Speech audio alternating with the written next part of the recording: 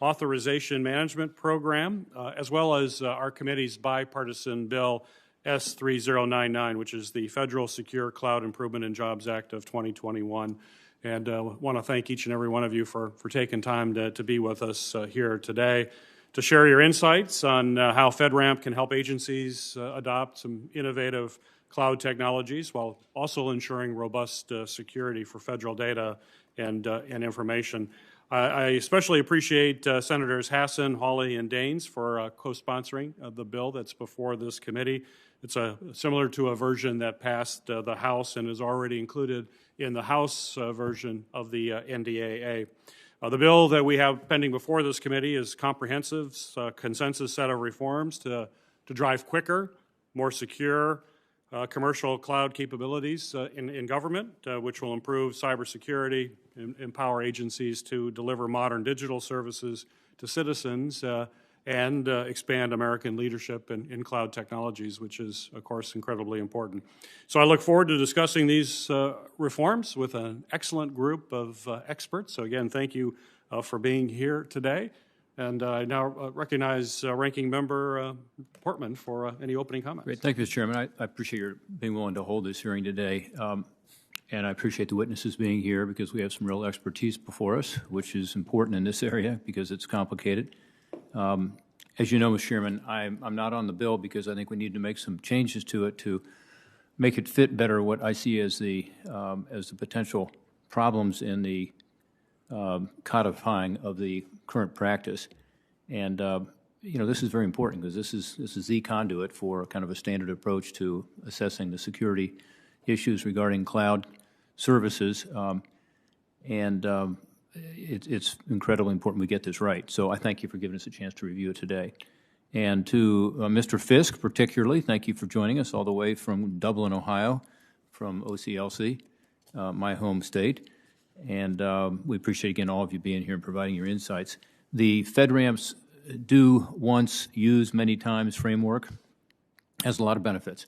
So once you get that security clearance in effect, the reuse of authorized cloud systems has helped the government avoid an estimated $716 million in costs. So that's a good thing. The current program, however, has weaknesses in it, which I hope we'll talk about today in some detail. And those weaknesses, I believe, have left it vulnerable to foreign-backed hackers targeting cloud systems. That would include China, include Russia. Right now, we do not have sufficient safeguards in place to identify and prevent foreign interference in our cloud systems, and I believe that must change before we codify this program. I know a lot of people share that concern. This is especially important in light of FedRAMP's emphasis on reuse and the program's influence that goes really well beyond the federal government. States, as an example, and local government often procure FedRAMP authorized products because the FedRAMP label is on it. It's the good housekeeping seal is on it, implying that these products and services are secure. Further, FedRAMP relies heavily on the security assessments performed by private sector third-party assessment organizations. Surprisingly, cloud service providers are the ones who choose which 3PAO assessor will conduct the security assessment of their cloud system and pays for it. So to me, that creates a potential conflict of interest. We should talk about that openly today, and we've got some ideas. I know we've talked to the majority about this as to how we could address that issue. Finally, despite best efforts to improve the program, FedRAMP still suffers from high costs, long timelines, and inconsistent review processes across the agencies. As a result, federal agencies have fewer cloud service offerings to choose from compared to their private sector counterparts, hindering agencies from procuring the best service for their needs. As of today, as an example, there are roughly 240 FedRAMP authorized providers compared to the thousands available in the private market. So I look forward to a productive conversation today on how to address some of these inefficiencies and some of the burdens in the FedRAMP system and how to improve the security posture of the government's cloud-based systems. Thank you, Mr. Chairman.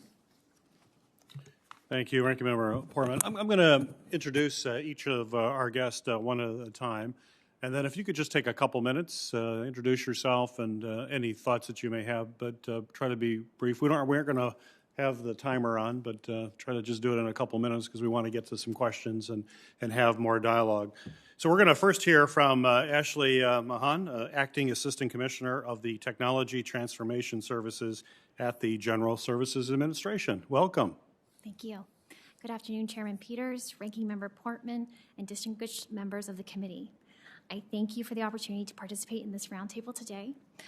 Alongside my colleague David Shive, the Chief Information Officer of GSA and a member of the Joint Authorization Board. I am Ashley Mahon, the Acting Assistant Commissioner of the Technology Transformation Services, also known as TTS, Office of Solutions within the General Services Administration. I've spent most of my career dedicated to cybersecurity and mitigating risks to the security of federal data. I have worn several hats, from writing system security plans, preparing for security audits, and serving as an agency information systems security manager to leading FedRAMP.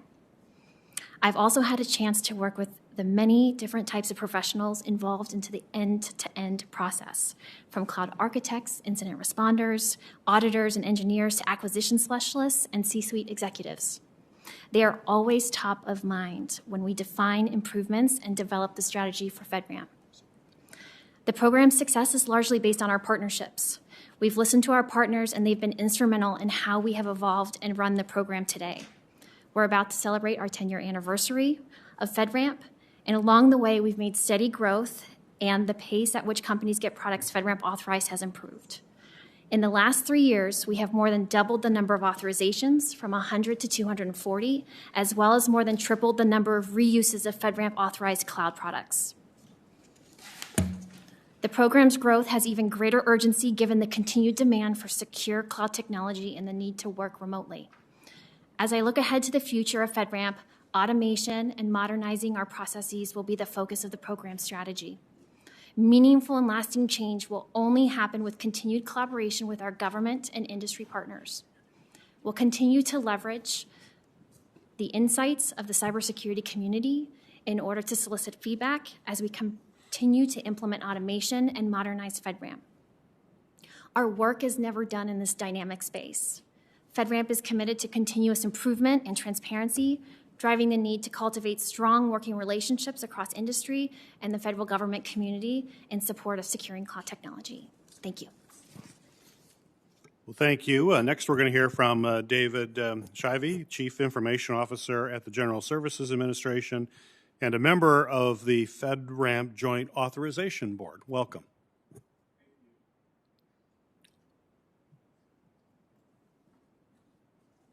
I may need to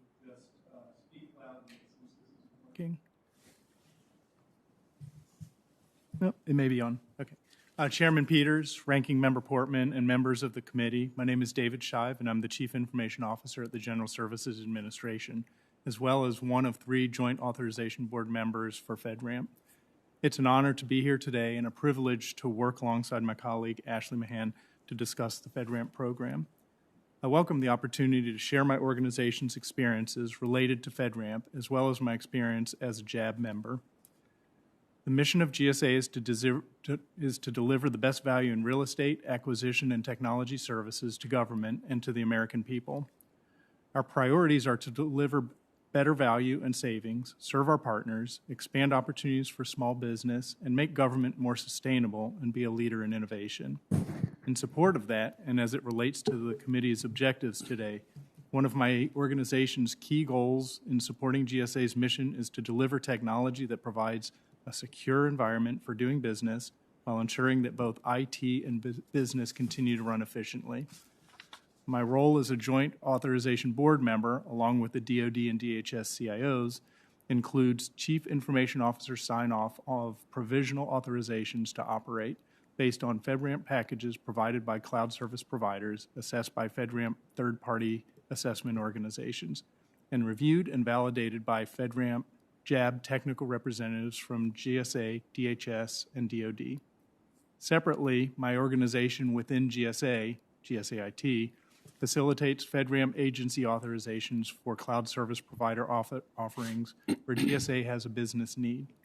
These roles allow me to have an intimate knowledge of and experience with the FedRAMP program, and I look forward to sharing my insights with you today. Thank you for allowing me the opportunity to contribute to this important topic. Thank you. Well, next we're going to hear from Eric Mill, Senior Advisor to the Federal Chief Information Officer at the Office of Management and Budget. Welcome. Thank you.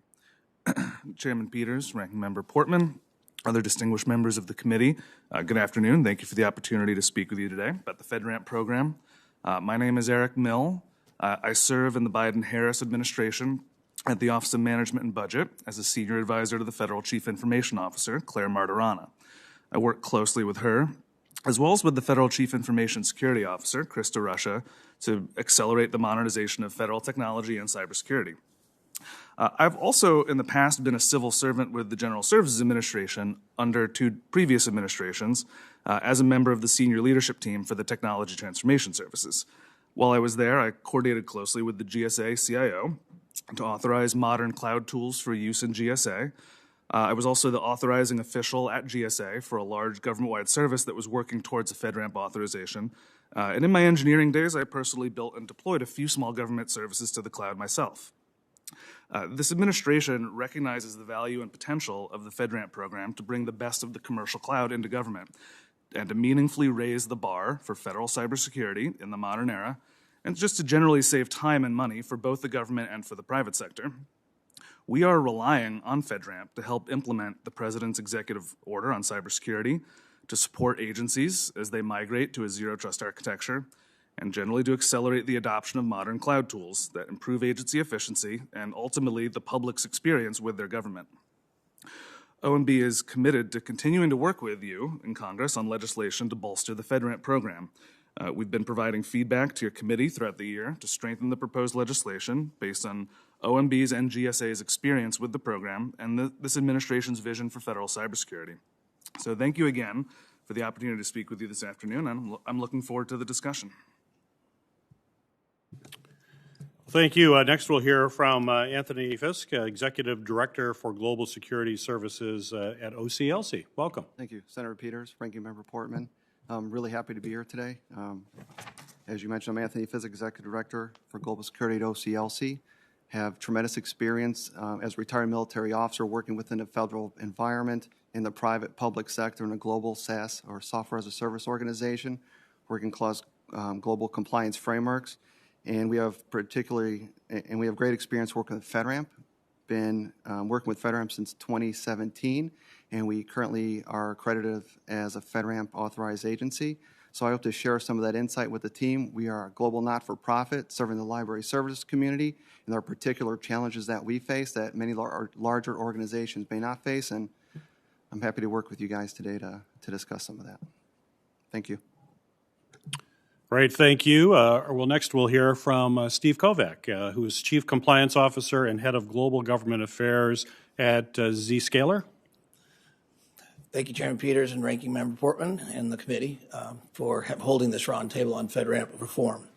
I'm honored to be with those wonderful people around the table, many I've known for many years, and look forward to this roundtable to be very open and interactive. As you said, my name is Stephen Kovac. I am the Chief Compliance Officer at Zscaler. I'm here because I have a long history with FedRAMP and firsthand experience in the importance of FedRAMP to helping federal government secure its systems as well as their networks and the challenges the programs have faced. I've been involved with FedRAMP since the beginning. In fact, I was involved in FedRAMP before FedRAMP was the blanket purchase agreement. I think back in those days, it was the second one to be approved under the BPA. Since then, I've taken multiple systems through FedRAMP, both very small systems for moderate agencies to very large systems at the hyperscope to jab high, and multiple in between. So I have the knowledge of what many of the things you spoke of, Chairman and Ranking Member Portman and Senator Portman in your opening statements, and I look forward to addressing those with you. A little bit about Zscaler. We're very much like FedRAMP. We are born and bred in the cloud. FedRAMP was built for the cloud, and we have the same mission, which is to make cloud safe for everybody, our company, as FedRAMP does for the government. We believe heavily in the FedRAMP program, and Zscaler's whole mission is around securing cloud and finding the best ways to do it and adapt as adaptations are needed. Today, to give you an example of what we do today, we run what we call our Zero Trust Exchange, which is built with 2 FedRAMP platforms underneath it, which is the base infrastructure to support 200 billion transactions a day run across our platforms. Our platforms are both high and moderate, and by the end of 2022, we will have 2 high jabs and 2 moderate agencies for our platforms. And we also have IL5 for one of our platforms, and we're IL5 in process on our other platform. So our goal will be to have IL5 by the end of 2022 as well across our platforms. So a little bit more about how Zscaler feels and myself feel. We obviously support S3099. We believe it's a very important legislation to move forward, and we believe that it's critical for the program itself, and it'll drive continuous improvement to the program while helping ensure federal agencies have access to cybersecurity tools needed to protect them from today's ever-evolving cyber threats. And I assure you, we on a daily basis correct over 200,000 updates for new cyber attacks that we find around the globe. So that gives you an idea of the scope of what's out there attacking us and why FedRAMP is so important. I also, very, very important that we talk about the reciprocity with FedRAMP and the reuse. I mean, today, and I'm sure Ashley and Dave will be talking about this, but we talked about 241 agencies, but there's over 2,041 reuses of FedRAMP. So reciprocity is being done, and we do it today. And reciprocity should be viewed in 2 ways. Number one is agencies' reciprocity of our FedRAMP platforms, but there's also reciprocities to the CSPs. So our CSPs are using our product to get their FedRAMP. And this reciprocity creates a very good economy of scale to address cost issues when you can buy prepackaged services, which we'll talk about later on today. The certified one, choose many is critical. And I think when you see reciprocity, it's going to go for our FedRAMP, but FedRAMP reciprocity is now extended to state RAMP, which is the new program launch. I'm sure you all are aware, as well as reciprocity is being heavily discussed with the CMMC program. Like I said, we'll address cost later. But one thing, like I say, when you consider FedRAMP and time and cost, I ask that we take time today to look at policy versus fact, experience versus inexperience, and really get down to the meat of why these sometimes take so long and why sometimes they're expensive, and what part of that is on the CSP and what part of that is on the program. I think there's an improvement in both areas, but there's definitely been drastic improvement since I've been part of this program for over 10 years. I am honored to be here and participate in today's roundtable. I'll help any way I can. Thank you. Thank you. Next, we're going to hear from Ross Norderf, Executive Director at the Alliance for Digital Innovation. Thank you, Chairman Peters and Ranking Member Portman and members of the committee for holding this roundtable on FedRAMP reform. My name is Ross Norderf. I am the Executive Director for the Alliance for Digital Innovation.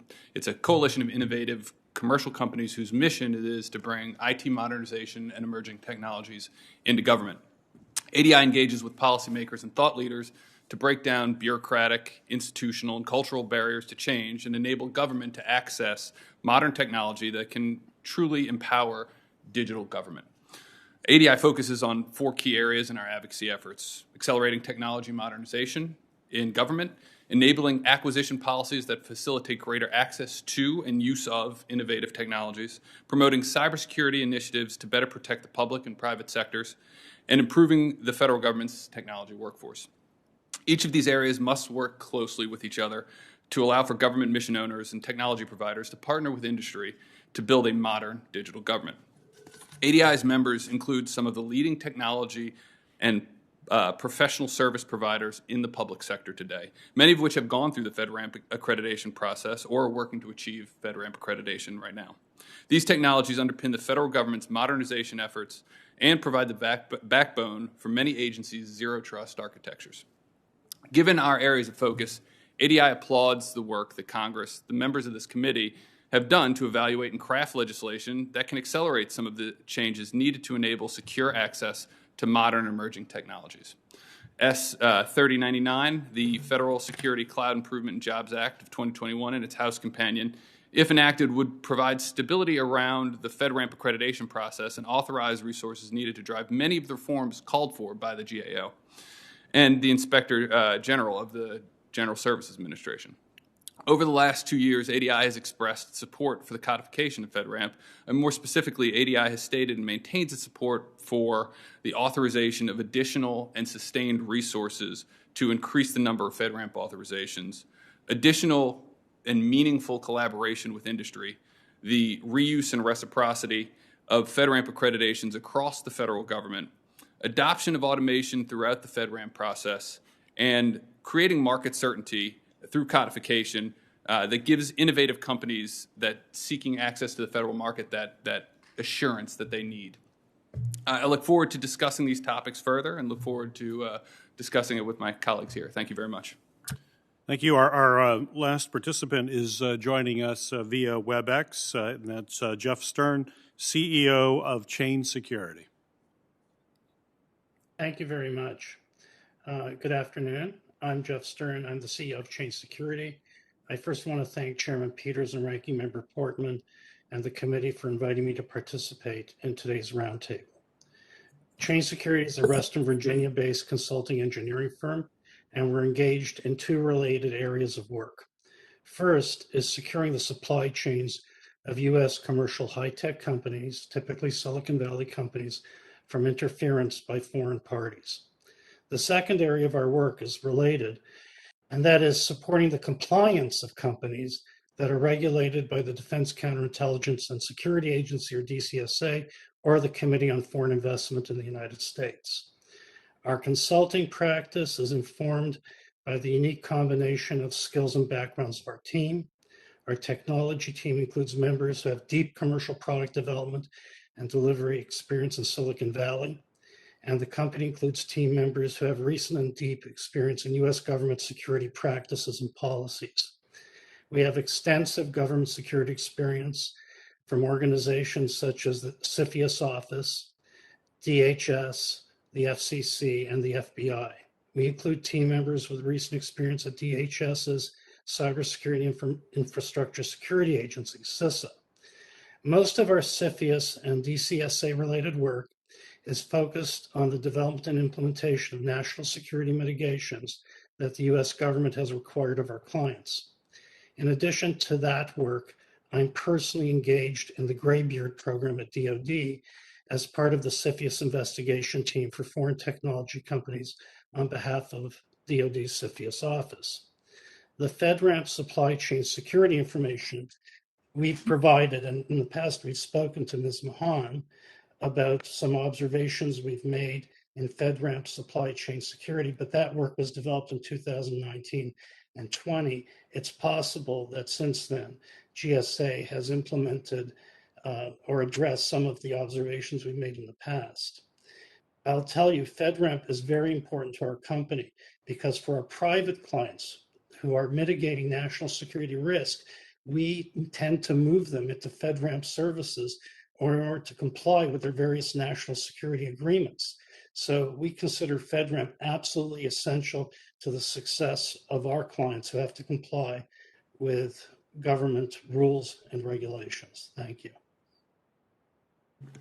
Well, thank you. I'm going to just open up with a couple kind of foundational questions for the committee here, and then move to my colleagues to ask their questions. The first question will be to our government witnesses. Ms. Mahon, I'll start with you, then Mr. Shive, then Mr. Miller.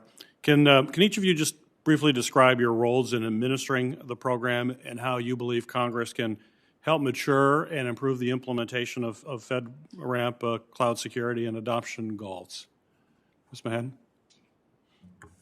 Hi. Thank you, Chairman, for that question. In terms of how can Congress help, I think with the pending legislation that we've reviewed, there are several aspects to the program in terms of increased reuse, increased agency participation in the program, as well as being able to usher in more cloud products through the authorization process to give agencies more technology to choose from. Finally, also, feedback is very important for the program. I'm a big believer in listening to our customers and taking that feedback to drive meaningful change across the program. So having a formal feedback loop, if you will, to receive feedback regularly, early and often from our industry partners, as well as government agencies, will really help drive the program to be more effective in the future. Thank you. All right, Mr. Shive? Great, thanks for the question. I have a formal role and an informal role supporting the FedRAMP program. The formal role is I am one of the Joint Authorization Board members, along with the DoD and DHS CIOs. Reporting to me is a team. I don't do all the work myself. There's a technical representative that is the primary GSA focus for assessing the technical components of packages that we're reviewing, the cybersecurity of the cloud service providers that are applying to the program. My CISO leads the team that does the evaluation of the packages and is filled with federal employees and contract augmentation staff employees. And I sit on top of that entire organization, the machine that's doing 1/3 of the assessment work on the packages. Informally, I am the CIO of a federal agency, so I'm a consumer of the product that FedRAMP produces. And I have input, and Ms. Mahon said that she solicits the feedback from the stakeholders who are interested in the program, and I'm one of those voices that is speaking into her and speaking with cloud service providers, looking for ways to optimize and make more efficient the overall FedRAMP program. And any suggestions for Congress how we can improve implementation? Yes. So I'm proud to be associated with the FedRAMP program in that over its 10-year lifespan, they have constantly iterated and tried to be relevant, not only with cybersecurity risk at the time, but compliance and risk management of the time. The team has done a good job of growing and shifting with the emerging cybersecurity threat and with the needs of the cloud service providers. What I would say is, as you're crafting and thinking about legislation, that you create time and space for the program to be able to do that, to continue to iterate over time, be less prescriptive, be more allowing of knowing that we can't fully assess what the cybersecurity threat in the future is going to look like, and that the team needs to have that agility built in through that any legislation that would be led. Very good. Same question to you, Mr. Mill. Yeah, so the Office of Management and Budget has a number of roles with FedRAMP. It is currently, the FedRAMP program itself is currently ultimately a creation of the Office of Management and Budget, and its authority comes from policy that OMB has set out. And the work being done on legislation to support FedRAMP would give the program quite a bit more certainty and stability, and so that's something that we are supportive and interested in continuing to work with you on.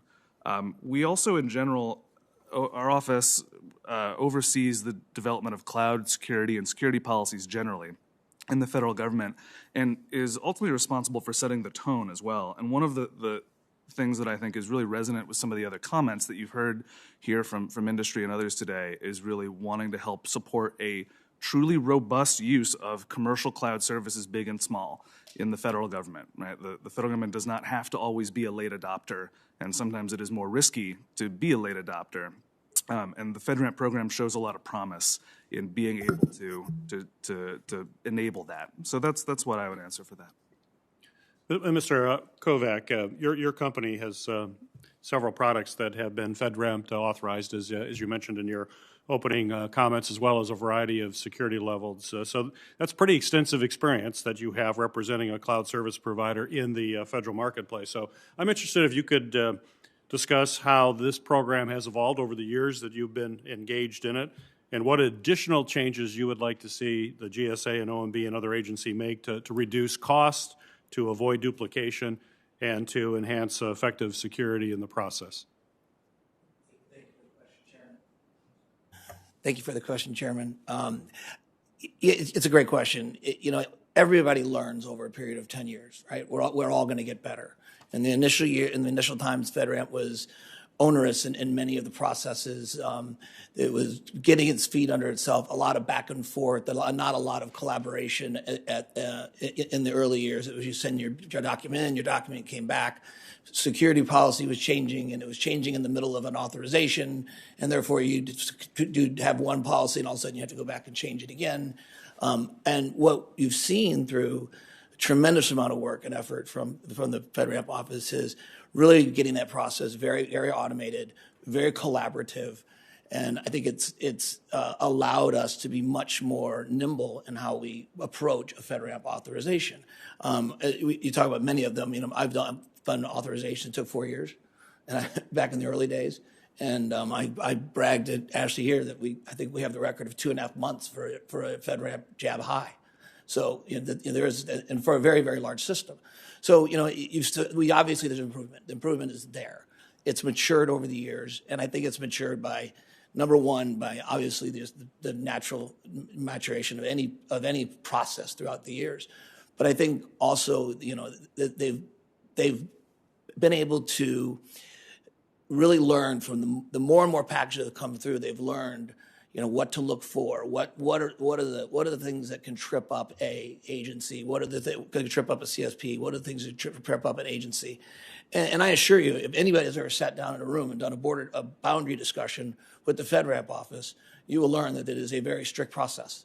And that process has gotten stricter over the years. It hasn't gotten easier. And yet we have accelerated the number of FedRAMP authorizations. So something's working, right? So if I look at, you talk about 241 authorizations equated out to 2,800 reuses, comes out to something like 10 reuses by 77 agencies. So, and if you equate that back to every one of those agencies having to do a ATO on their own without FedRAMP, we'd be nowhere near where we are. So my opinion here is that, you're just going to get better. And when you get better and you learn what they have and automate, and they'll continue automation. We've got OSCO now coming out, which is automation of the SSP process. I think what you're seeing is just the natural growth and the market accepting and knowing how to get through the process. There are people, there's a group of us that all work together, my peers in the industry. We know how to do the process. Then there's those people that come through that just don't know how to do it. And FedRAMP has made it much easier for them to get through it. So I think that's, I'm a little all over the board with my answer, but I was trying to get across the fact that, there's a lot of factors here. But the most important is the enhancements they've made to just the knowledge base and the collaboration. It's just phenomenal these days.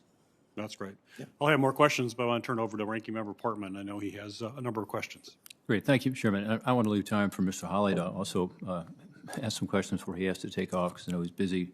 So I'll be as brief as I can, but I've got a lot of questions, as you know. I'm for codifying. I'm for standardization. I'm for more certainty and predictability going forward. I think it's a good idea. FedRAMP in practice, I think, is a good idea.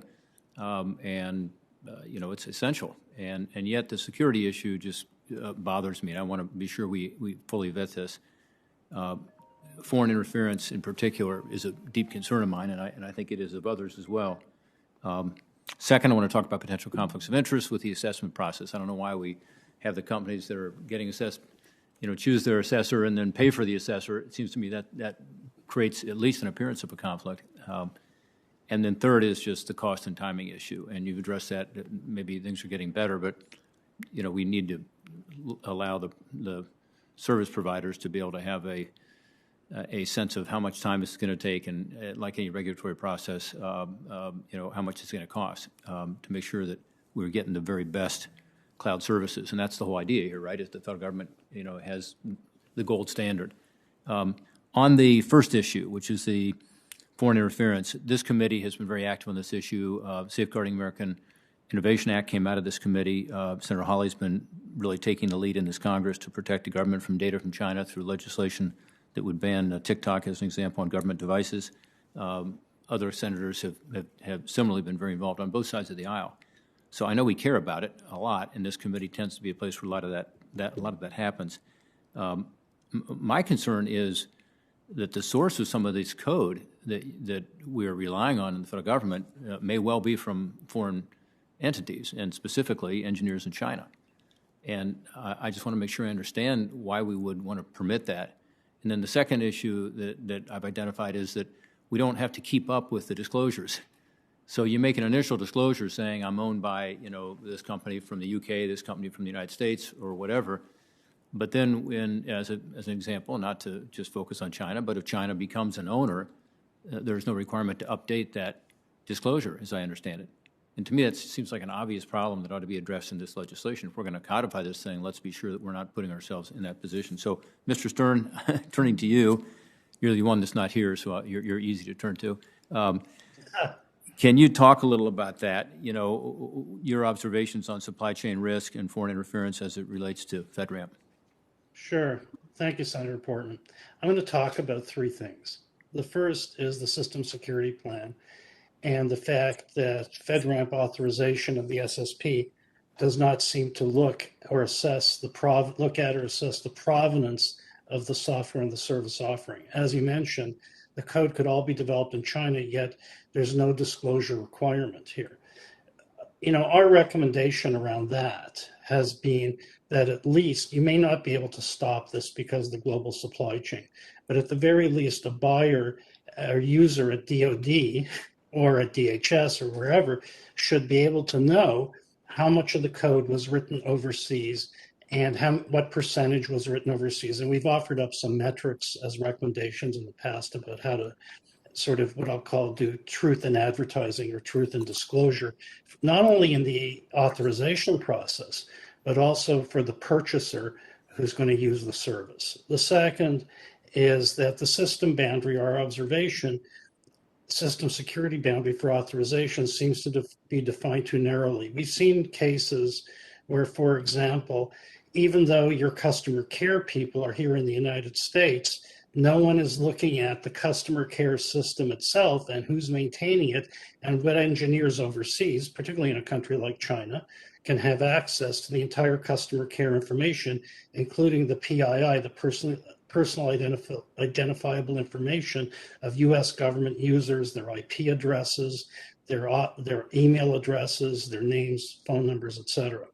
And then the third is we observed a case where one of the three PAO organizations had already been through a CFIUS process where CFIUS and DCSA, Defense Counterintelligence Security Agency, as a result of a foreign acquisition of the company, required establishment of a mitigated subsidiary to hold a security clearance, yet it was not the mitigated sub who continued to be the 3PAO. It was the foreign unmitigated parent of the mitigated sub who continued as the PAO. And so we believe that 3PAOs, there's a thing called an SF-328.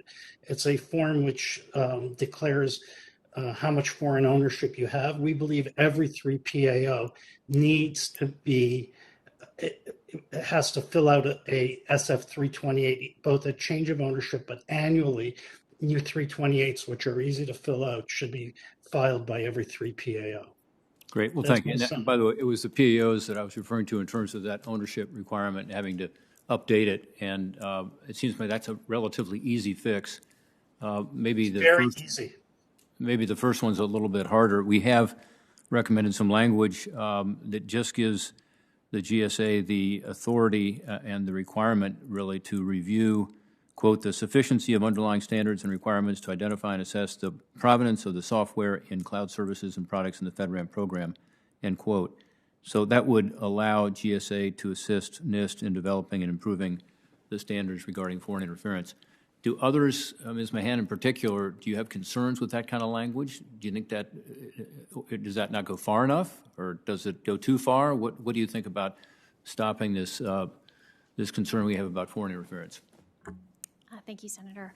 I just wanted to thank Chain Security and Mr. Stern as we met, as he alluded to in 2020, where he provided some of these recommendations. And we had a good conversation discussing, the recommendations he brought up today, as well as we took the due diligence and steps to research those out. There were some things that we were working on already in progress, and things that we implemented based on his recommendations and research. I do think that this is an area that is continuing to evolve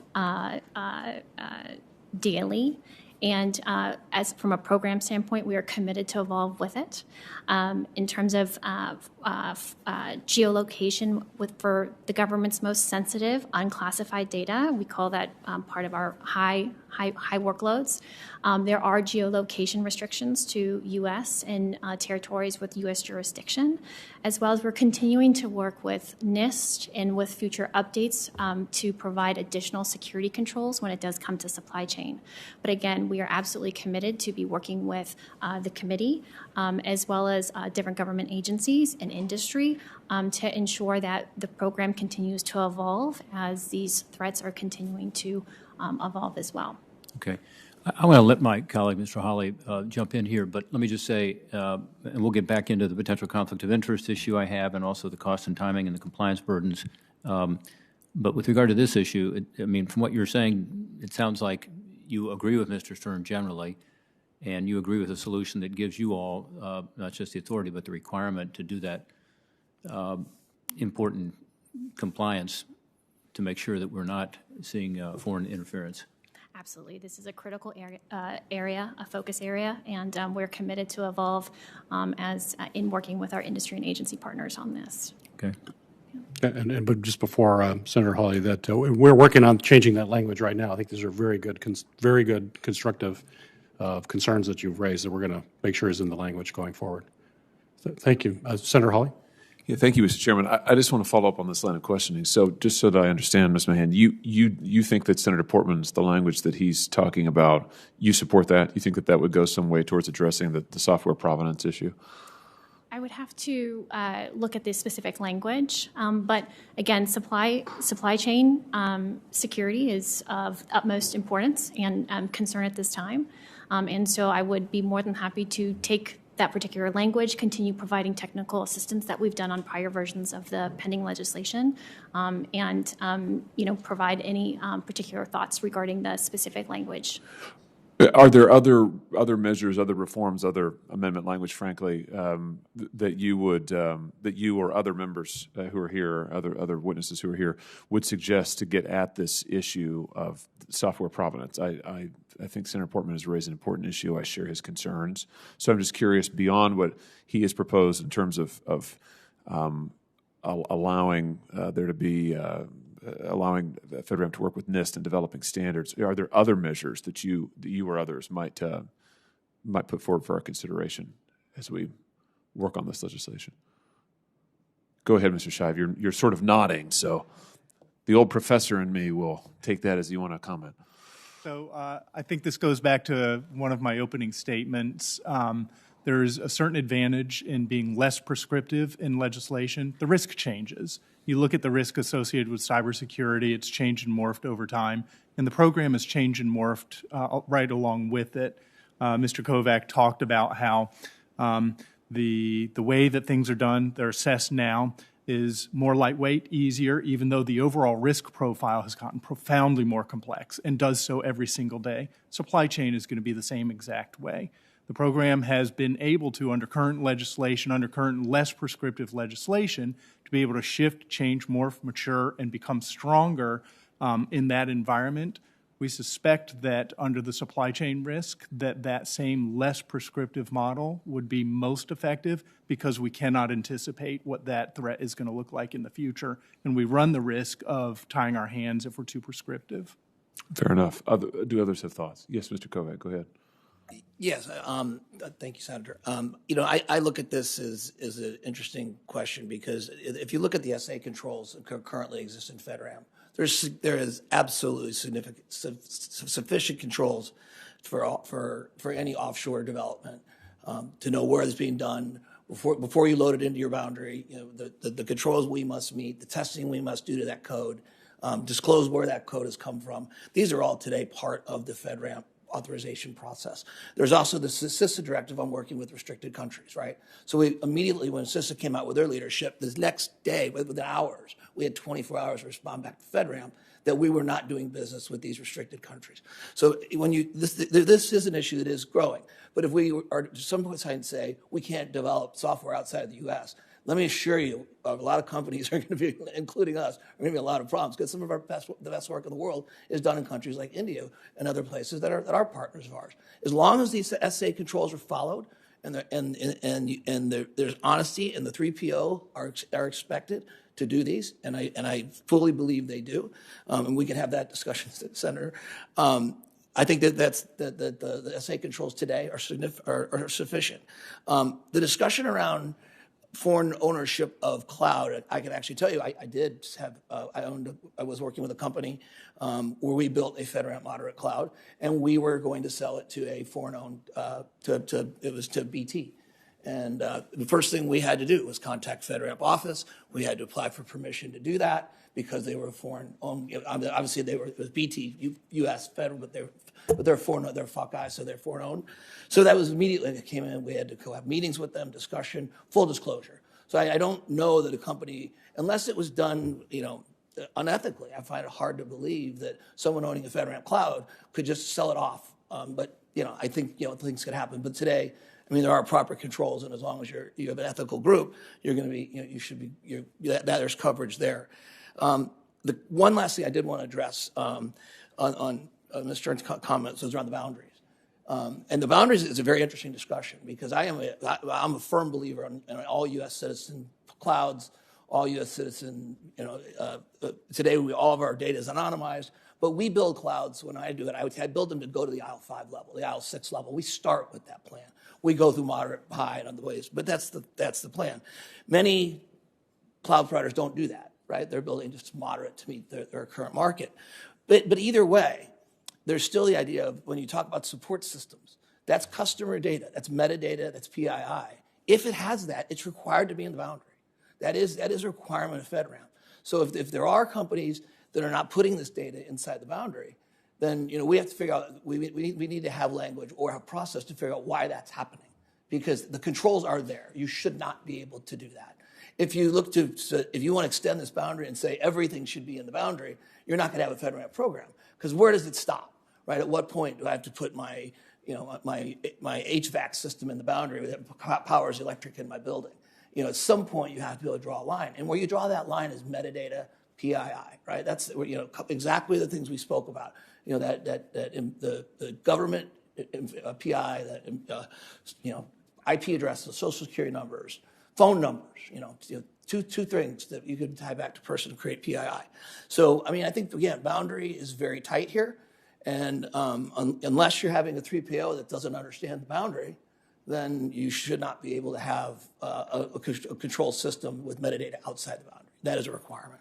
So, and the last part was, just this summer, we worked with FedRAMP, as Zscaler did, because FedRAMP High, we firmly believe should not be processed outside the U.S. It's the most, or U.S., or whether it says sovereign-owned, or I forget how we worded it.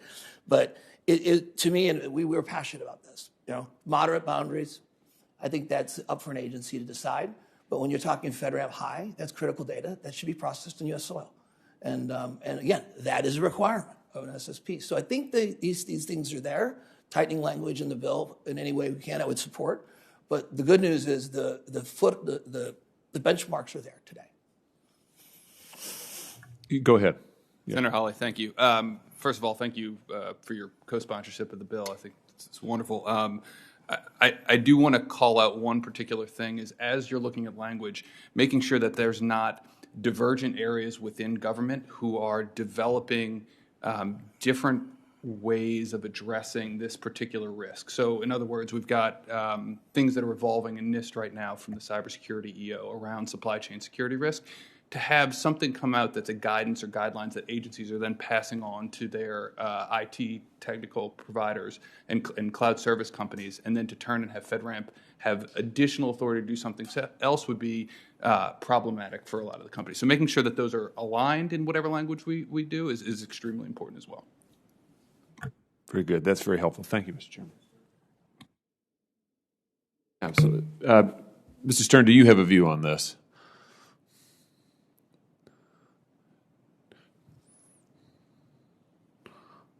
Do we still have Mr. Stern? There we go. Mr. Stern, do you have a view, back to the question of, in addition to what the language Senator Portman has proposed that we've been discussing, do you have a view on other affirmative steps that might be taken to address the software provenance issue or the other related issues that we've just been talking about from a security perspective? Yes, Senator Hawley.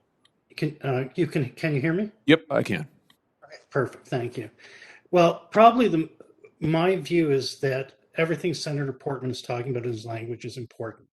What I would add to it is something I mentioned just in my, sort of almost introductory remarks, and that is that I believe the federal user should know, it's not just the authorization at the FedRAMP level when something is authorized that we should be looking at provenance, but we should be looking at provenance and measures of provenance and disclosing them as part of what I'll call consumer awareness to any federal purchaser.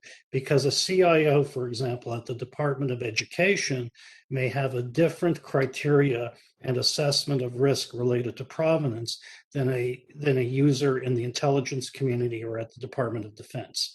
So I believe that what I'll call disclosure is important in to the user, to the end user, and that it should not be behind a curtain that only the folks in the FedRAMP who are governing FedRAMP should be involved in. The second thing is I respect that Zscaler is passionate about authorization boundaries, but because we're in the supply chain security business, we sometimes drive deeper into how things are built in companies. And while I believe Zscaler is a great company doing stuff, we know that most of the stuff that's delivered in FedRAMP, almost everything that's delivered in FedRAMP is not built for the federal government. It's commercial products that are being adapted for the federal government. So it's very unusual, for example, in what's technically called third level support, when there's a trouble ticket that has to go back to developers, if the developers are in a foreign country, it's very normal for there to be free text fields, for example, in the trouble ticket system that includes PII that a developer in a foreign country has to fix a problem can see. So those are the two things that we think are important, that really customer care systems need to get locked down, and folks who are purchasers in the federal government should have exposure to some statement of provenance and where the code is both developed and supported. That's my comment. That's very helpful. Thank you. Thank you, Mr. Chairman. You're welcome.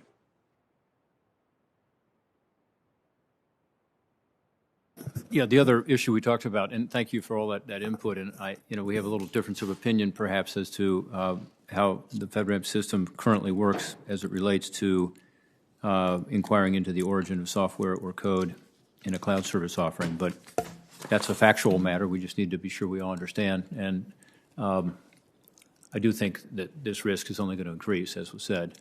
And to Mr. Shive's point, I don't think that's prescriptive language at all. In fact, it gives you the ability to be able to do what I assume you would want to do anyway, but make sure that it gets done.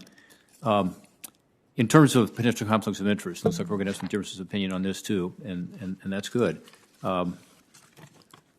That's how we end up with legislation that actually makes sense. I just look at this and I think, all of you respect your 3 PAOs. This is for those who might be listening and aren't following all the acronyms, that's the third-party assessment organization. And these are groups that do the assessment, but at the behest of the company that's providing the cloud services. So, as I understand it, they pay for the service, and they choose the 3 PAO. Is that correct? Now, again, I'm sure that the 3 PAOs that you all work with are all respectable folks and so on, but that just seems like a potential conflict of interest to me. And isn't there a better way to do it so that you get an assessment that doesn't have that, to use the word cloud a little differently, that cloud in terms of what the conclusion is? And one idea I've had is, rather than relying on private sector third parties who are paid for by the cloud service provider, is to get a panel of experts. In this case, GSA, NIST would be involved, and have that panel of experts assess the security of the FedRAMP services. And the cost would not be borne by taxpayers, it would be borne by the user, which is the same company that was going to pay this company on the private side that they had chosen, that they're paying, to give them the answer. Instead, you'd be using an entity which is independent, and there would be a user fee attached to it. So there wouldn't be an additional cost, but there would be a distance there. In other words, an assurance that this conflict of interest would not be present. So what do you all think about that? Is that a crazy idea? Is that something you thought about? And do you have other ideas? Let's start with you, Ms. Mann. Thank you. So when we first established the program many years back, the 3PAO program, we mimicked it after how industry, like traditional certification programs that industry typically goes out and seeks today.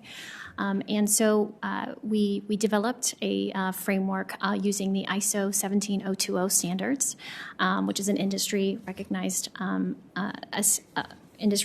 standard, and there continues. Within that standard, there's impartiality and independence clauses. So we continue. We have a robust monitoring program on FedRAMP that whenever we receive assessments from 3PAOs, we provide feedback. There's performance escalation criteria as well to help support and to monitor 3PAO performance, especially when it comes to this area. As a program, and I appreciate your suggestion, Senator, we are always receptive to feedback. We'll take it into consideration, continue to work with the community as well as our stakeholders to drive change on the program. I will say that the 3PAOs play an absolutely critical role within this FedRAMP ecosystem. They are charged with validating that the security implementations from cloud service providers are true and accurate, which gives agencies in turn the ability to make those risk-based decisions in terms of using those cloud systems. So we are absolutely on board to continue evolving this program, but just note that the way that we did establish it was also based on industry recognized protocols that are in place today with other certification programs.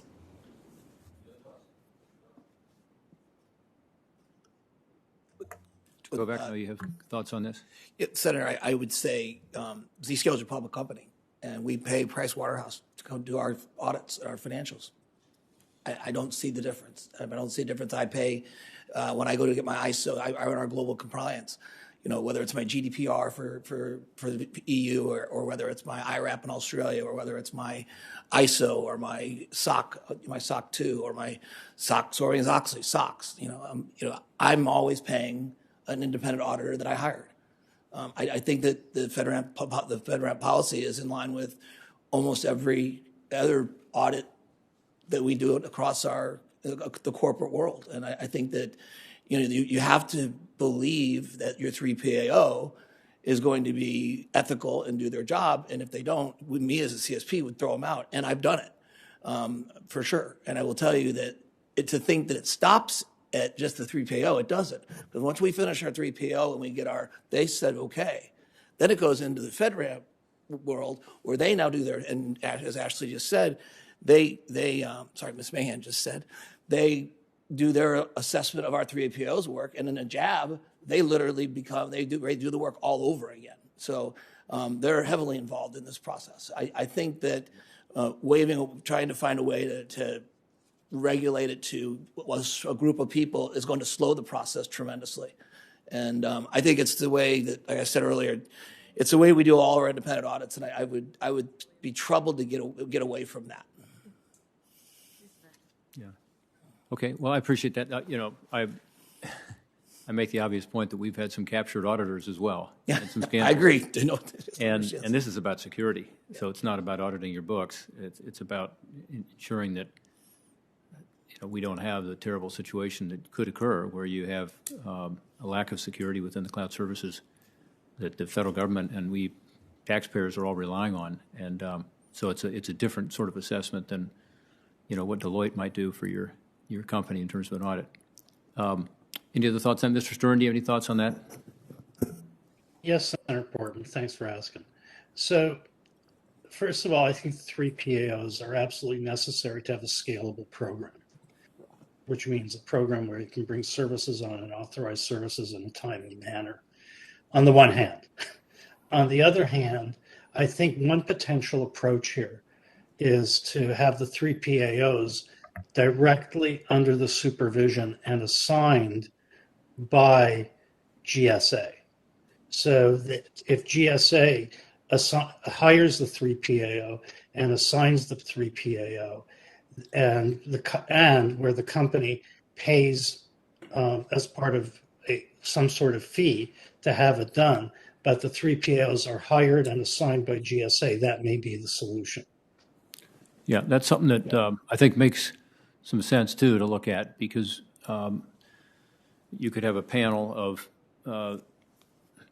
various auditors, in essence, and instead of having the company choose the auditor, it would be from a group of auditors that you all, being GSA, have certified. And in essence, you're certifying them anyway, right? That is correct. Yeah. So you could make the decision, even on an arbitrary basis if necessary, which would cut out, obviously, that issue of you're choosing your own 3PAO auditor and paying that auditor. You'd still pay, but you would be paying a fee. So I think that's an interesting idea as well. My final one is just on the cost and the timing and the compliance burdens, the consistency across agencies. What can be done to improve that? Mr. Fisk, I'm going to ask you to address that. Thanks, Senator. And for one moment, I'd just like to address that, having can you hear me? Is it working? Okay, thank you. Just 1 second, please. I would say that, having the GSA or the FedRAMP PMO select your 3PAO, it works against smaller organizations from a cost perspective, kind of leading to the next question here. We create efficiencies at scale where I have 15 global certifications we maintain. If I use Shellman or Coalfire or these larger global organizations that are well respected, number 1 and 2 at FedRAMP authorizations, it really works against us as a smaller org. Sure, we'll get some benefits of GSA at scale for the government, engages them, but that's a concern there. And then moving down the path was just the overall maintenance for we're a FedRAMP tailored low. We don't have a lot of PI. We've heard a lot of high, moderate, supporting these large organizations. We support libraries, Library of Congress, libraries on military installations, as part of our core support to the federal government. And we, as a library services company, we don't charge a lot of money as a not-for-profit. So some of the concerns we have is I have two full-time governance analysts running. I have a full ServiceNow, which is a governance risk and compliance system running. I have 400 developers. We have 150 applications, 26 are in FedRAMP scope, but the churn created for smaller organizations, we spend up to $10 million a year as a not-for-profit that makes $200 a year on security and trying to do the right thing and support our customers. So I think that as we talk about these highs, moderates, lows, we really need to think the impacts to the smaller organizations and maybe an additional lens of risk. So I understand, 30, 90, 60 days to remediate any sort of vulnerability. That's a huge impact for a smaller organization. If there was just that additional risk assessment, say, okay, these guys, they know what book you took out, right? Why are they even in the program? Sure, it helps us. It's an easy framework. I can communicate to the board. I can do all these things. And it's just good practice and things we do anyway. But the sunk cost to do that, it really impacts our bottom line and serving the communities and some of the least represented people globally. It's not just in the U.S. of the community, the communities we serve. So I'd ask the committee to look at that, think about that additional lens, a true risk picture outside of, these mandatory high level, moderates or lows. Let's put some reality check in there. We're smart enough where we can just, look at an organization and formalize that. Just an additional check or an outside agency look, say, okay, OCLC or another smaller company, you don't really have a lot of data that the federal government is concerned about. Maybe we can lower that risk level, lower the costs. Some of those reporting compliance requirements, monthly reporting, going through the churn of POAMs and all these other things. And I am a fan of FedRAMP. I've been with the program for 4 years. It's continually evolved and gotten better. And I think it's the right thing for the government to do as somebody who worked for the DOD before, and I fully support it, but just ask for the team to look at it through that additional risk lens and be cognizant of the small guys out there, because it really hurts us. It's what we want to do, but just that administrative overhead is massive. We're not a Zscaler. We're not all these companies. We got a 10-person security team working 15 hours a day trying to do the right thing. And I thank you for the time. Yeah, that's great input. Thank you. And it's about size, but it's also about degree of risk.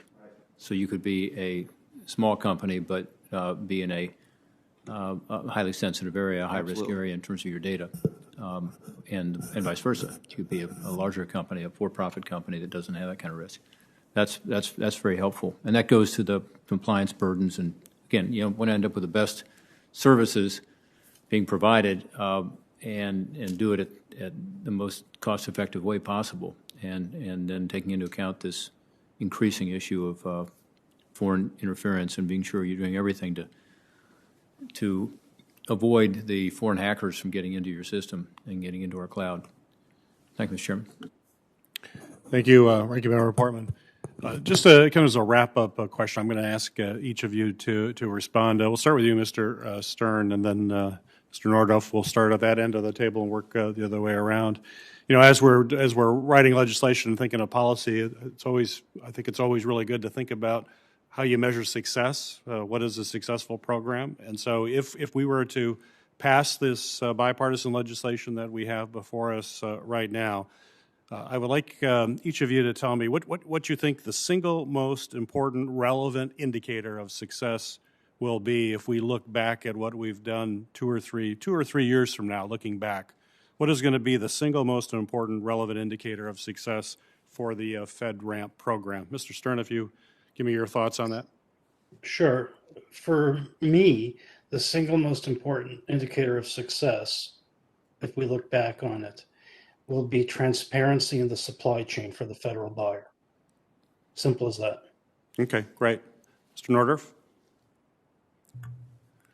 Thank you, Senator. I think the single biggest marker for success will be when new and emerging technology companies feel as though that there is market certainty around the FedRAMP program enough to invest in the security measures necessary to enter the federal marketplace. So I think that lowering the barrier and increasing the number of authorizations available and making that technology, emerging technology, accessible to the federal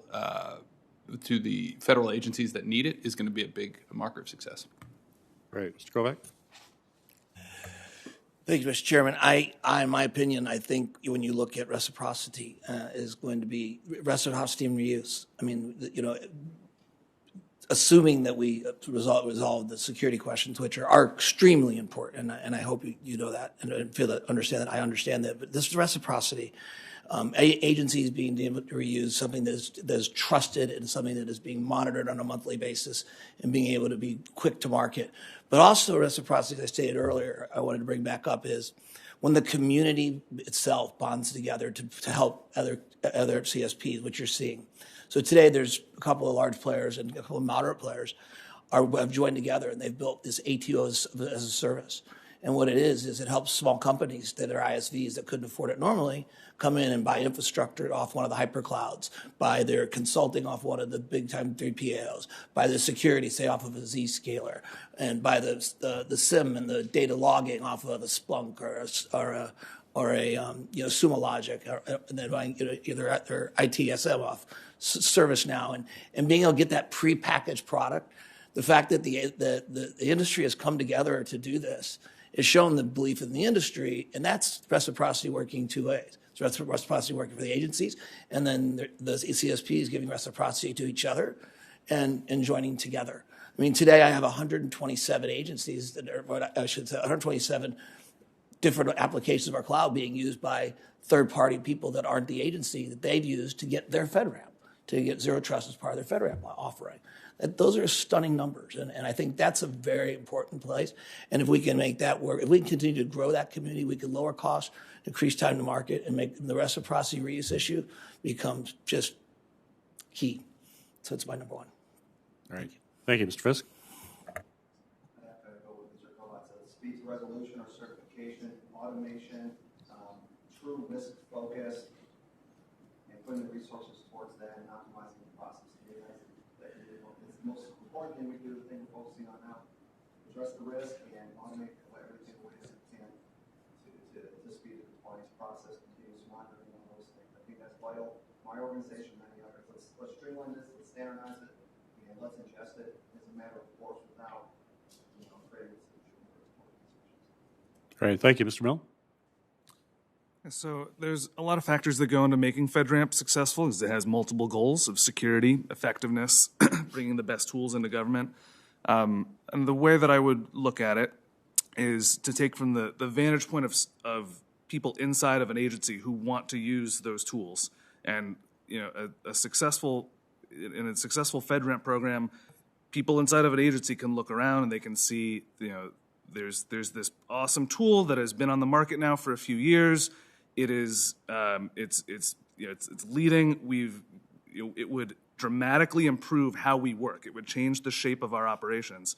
And in a successful world, that's a routine thing. That is not a huge ask inside that organization because of all of the factors together, because the chief information officer is used to working with cloud providers. There's high trust in the FedRAMP program and what goes on behind it, and the bureaucratic path inside these agencies is well trod. And if it's already at use in the federal government, then all the better. Right? And that's a natural, easy thing for people to do. So that's the vantage point that I think one thing we would look to see whether it's successful is whether that is something that people continue to exercise as an option, and it's an easy thing to do. Thank you. Mr. Shive? So I'm the IT guy, so we measure everything. And what I would propose is some sort of value measure across 4 really easy to understand domains. Velocity, are we increasing the velocity of authorizations through automation, optimized processes, things like that? Quality, is the cybersecurity posture of the federal government better afterwards than beforehand? Are we more agile? Are we more responsive in response to the threat that we see? Costs, are costs headed in the right direction through reuse and through optimization of the program? And then the last would be stakeholder experience. Do our industry partners, do our agency partners, do the compliance arms of government, NIST and stuff, do they all say that the program is easier to use, easier to understand? Is it more effective? And that takes surveying those groups on a regular basis and measuring that over time. So classic value index type thinking. Very good. And the last word, Ms. Mahon. Thank you. I couldn't agree more with my fellow panelists here. Continue to be transparent, trying to usher as many cloud products through this process as efficiently as possible, incorporating automation, continuing to increase agency adoption, as well as driving that reuse factor that do once used many times is something that we want to continue to see and continue to push limits across government. There's an incredible amount of transparency that's provided through this process, really putting security at the forefront of any agency in looking at these security materials, looking at the audits, and making that risk-based decision to use that given product. So it's a combination of everything that my fellow panelists have said today moving forward. Well, wonderful. I'd like to thank each and every one of you again for participating in the roundtable. It's an important subject. It's a complex subject. And appreciate all of your involvement in this and your willingness to share your expertise with the committee as we work to address this issue. So with that, our roundtable is now adjourned. Thank you so much. Thank you.